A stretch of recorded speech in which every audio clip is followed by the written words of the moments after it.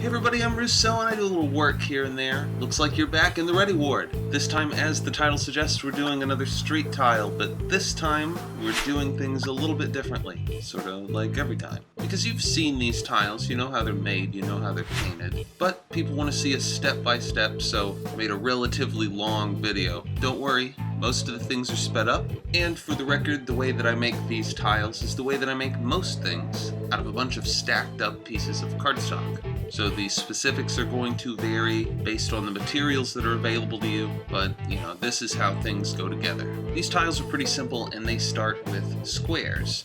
Now you're going to need a bunch of squares depending on how thick your cardstock is. Mine's something like 1/100 of an inch, so 24-25 pieces gets you 1/4 of an inch. For structural detail, or to add the grid lines on the top, I'm making the top 2 layers of that base in this sort of shape. This is going to be a 2-way alleyway sort of tile, like the one at the beginning but with 2 walls, so you can sort of see where those are.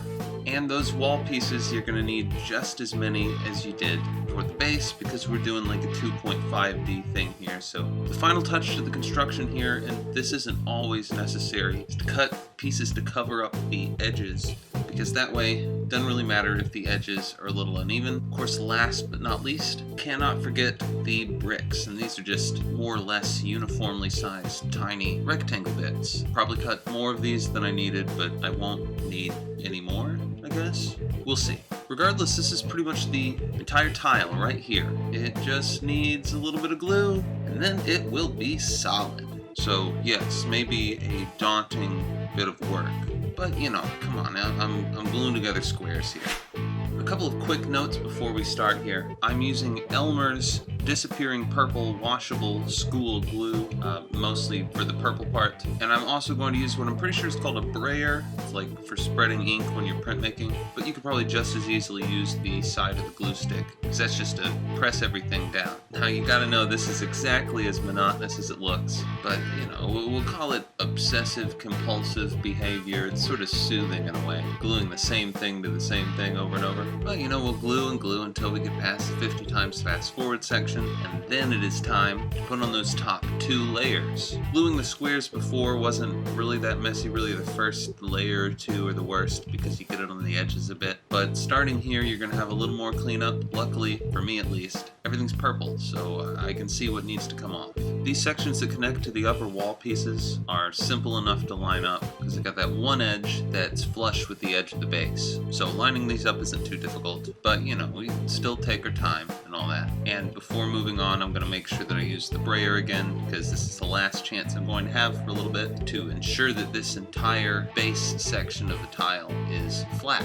Because when the walls are on there, you try to smooth it out, you're going to end up making the middle bow a little bit, and that's not what you want.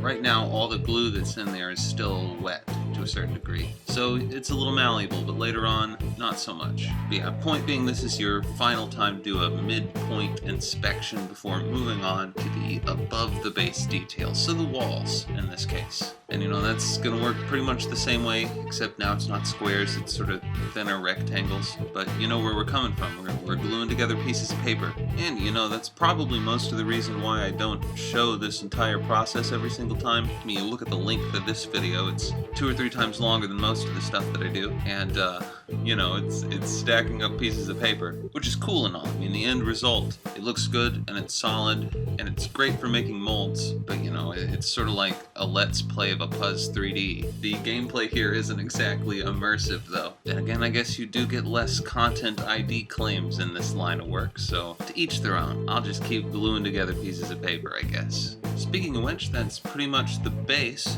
finished. So at this point, I like to go over it, do a little bit of cleanup, smooth out the edges a little bit. You can use your glue stick to make sure you have a 90-degree angle from the floor or the ground or whatever to the walls, because that's going to be important in our next step, which is to stick the edges, the edge pieces that we made, over the uneven sections on the sides. So the alternative would be to, I don't know, take a razor blade and scrape the sides down, or maybe to coat them in super glue, which is something I'll do at the end anyway, and use a Dremel. But at this point, basically what you've made is, like a 50-layer piece of plywood. You're going to get a lot of wood fiber and pulp if you try that. And I'm not really looking to make a mold and cast a piece and fix that one, and then make another mold and cast pieces from that, even though that's totally an option. I'd rather just have a nice hard-edged model to begin with and not have those couple extra steps. And that brings us to the bricks, which are more or less the last section of this project. Probably the most infuriating part of the project, but these are 2.5D walls, so it's really not that bad. Easiest way I found to do this was with a pair of tweezers.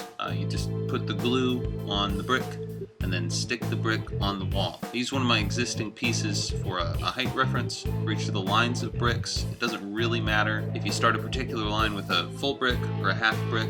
It should work out either way, and brickwork isn't always totally even, so it's not a huge deal. But yeah, this part of the process probably takes about as long, maybe like 2/3 as long, as putting together the entire rest of the tile. So, we had 50 times fast forward before. This is like 100 times fast forward. But really, you just gotta get everything in place. Like I said, I'll brush all the surfaces of this with super glue later, give it a little bit of strength, but this is basically it. And this is how I build just about everything. The Fallout stuff, the Metal Gear, Samus Aran, all slices of cardstock. And you know what? I bet you could do it too. All you need is a little bit of time, probably a lot of patience. But you know what they say, patience is a virtue. And I guess we'll leave it at that. Until next time, you've been watching The Ready Ward on Russo Works, and I am Russo, out.